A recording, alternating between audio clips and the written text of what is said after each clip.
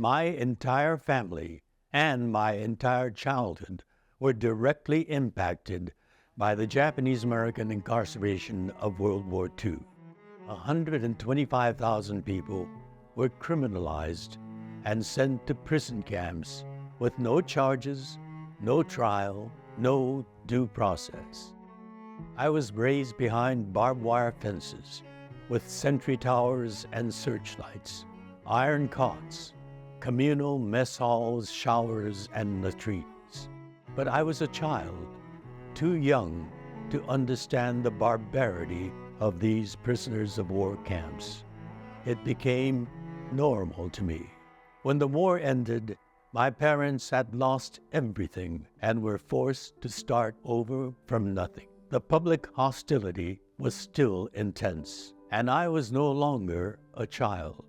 My father, who had suffered the most under those conditions, carefully shared his understanding of American democracy with me.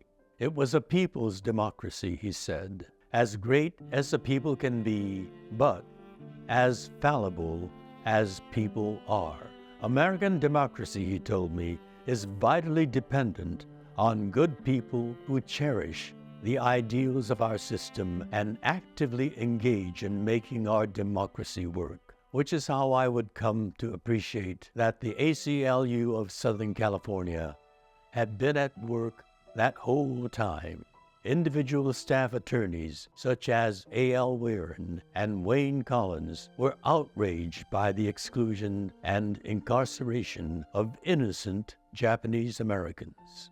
My family is especially indebted to Wayne Collins.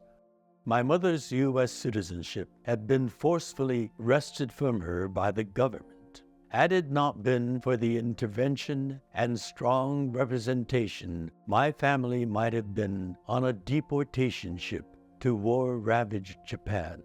Collins, Weirin, and others at ACLU worked to identify petitioners and claimants to bring these injustices before the courts and to bring them justice. In collaboration and healthy competition with the ACLU of Northern California, Weirin and Collins were central figures in fielding and testing cases that ultimately allowed for the famous Korematsu case to be heard at the Supreme Court. Even after the National ACLU wobbled, the entire West Coast ACLU stayed firm in its defense of Japanese Americans. Korematsu proved to be a complicated and notoriously dark chapter in Supreme Court history that would not be overruled until 2018.